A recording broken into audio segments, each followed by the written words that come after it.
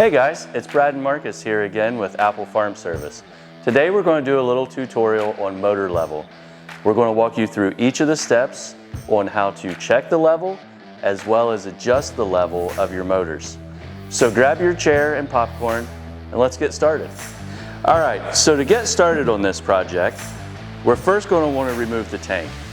So we're going to start right down here at the T-fitting and disconnect the hoses. And then we're going to do the same on this side. And once we've disconnected all four of those hoses from the T-fitting, we're going to move around to the front of the drone and you want to get the smart tank cable. So we're going to remove the smart tank cable right there. Now we can pull the tank straight up and out of the frame.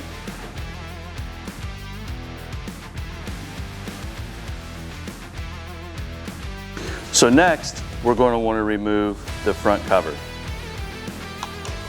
Now that the screws are out, we're going to raise up the front cover and we're going to pull our screws out for the lower cover.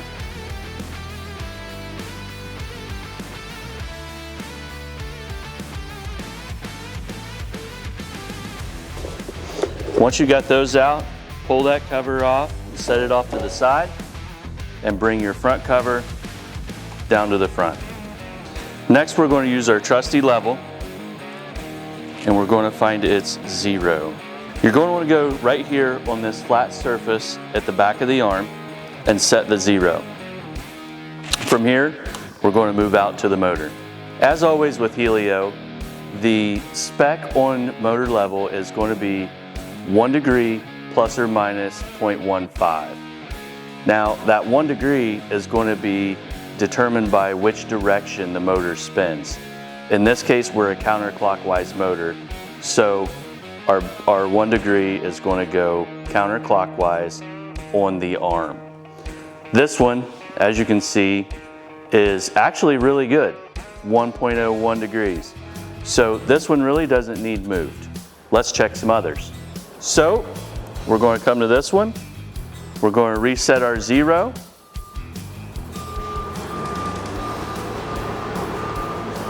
And come right back out to the motor. Whenever you're checking, make sure that the level is perpendicular to the arm. Nice and good. This one obviously is off a bit. So let's adjust this one up. Alright, to get started leveling this thing, the first thing we want to do is remove the arm clip and the fork nozzle holder from the bottom of the motor. Next, we're going to remove the 4 screws from the plate on the bottom of the motor. It helps to secure the motor onto the arm.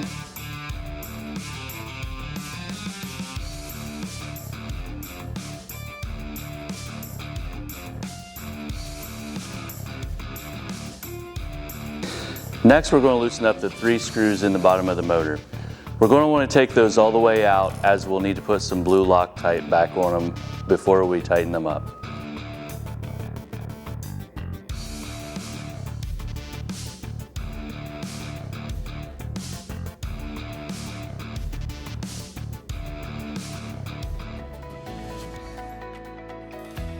We'll put a little bit of blue Loctite out here on the threads and put them back up in their holes. I like to run them down to where they're just touching the surface. That way that the motor is still free enough on the arm to move around for the adjustment. Now that we've got that done, as you can see, moves nice and freely on the arm. And this is a clockwise motor. As blind luck has it, I moved it around and I'm already pretty close. I'm within the spec. However, here at Apple, we do it a little bit different. Yes, the spec is 0.15 plus or minus, so 0.85 to 1.15. Marcus and I tend to like to keep it a little tighter than that. Our main reason is we feel like the drones fly a little bit better. They seem to be a little smoother. All the motors are closer together, keeps things a little bit nicer. So we're going to move it in here closer to 1.05. I think 03 will get us. So I like to start with the middle one, no real reason behind it, and snug that up a little bit. Whenever you're snugging these up, make sure not to overdo it. The torque spec on this is light enough, it's easy to over tighten whenever you're just snugging. Now, looking up here, we're at 1.01 and we are ready to go ahead and torque our fastening bolts. Torque on this is going to be 5 Newton meters, and pull it to torque. And then I like to run back through, make sure all of them are still good. We're all at torque. Our level is still within spec. We're ready to put everything else back together. So next we're going to put the plate back up underneath the motor. We're going to use blue Loctite on the screws, just like we did on the motor itself. Pretty well everything on the drone gets blue Loctite on the ARES anyway.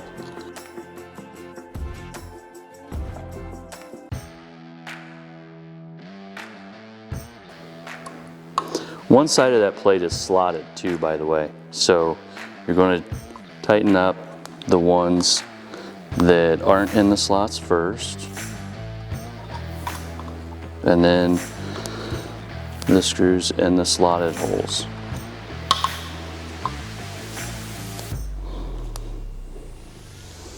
We got those back up in there. Let's fasten up the nozzle holder. Again, a little bit of blue Loctite to ensure the screws don't back out.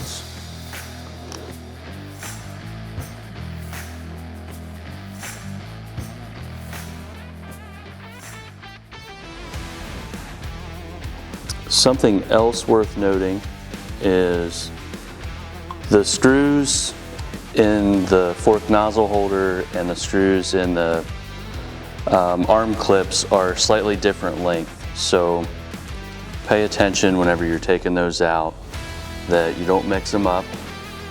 It's probably not the biggest deal in the world, but it will make things go back together a little bit better.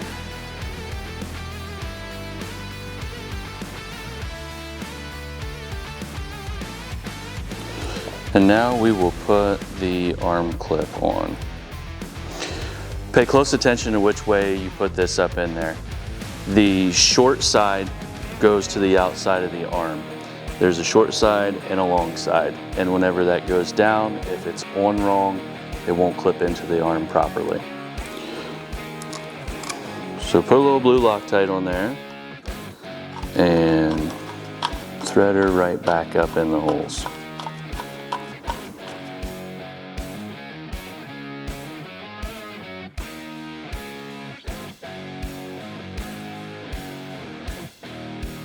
And now that motor is level. Next, I'll go ahead and check the other 2 motors on this drone and ensure that they are leveled properly, and it'll be ready to go back up in the air. So now we're going to go ahead and get our front cover and our top cover back on. We'll move our top cover out of the way and slip this bottom cover back on.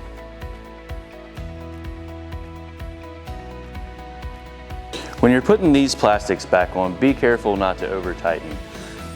It is just plastic, so it's easy to pull the screw down into the plastic, start flattening it out a little bit, going to weaken it, cover's not going to last as long kind of thing.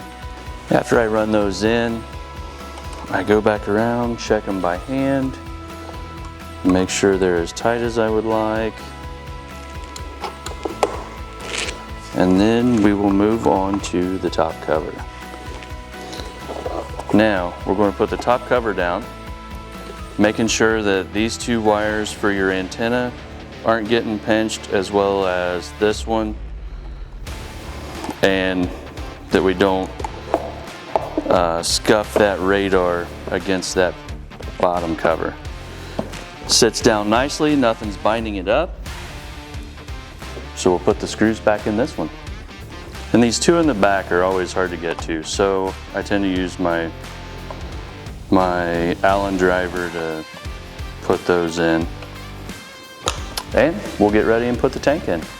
All right, we're going to slip this guy right back down in here. Watch your hoses as you're going down. From time to time, they want to hold you up.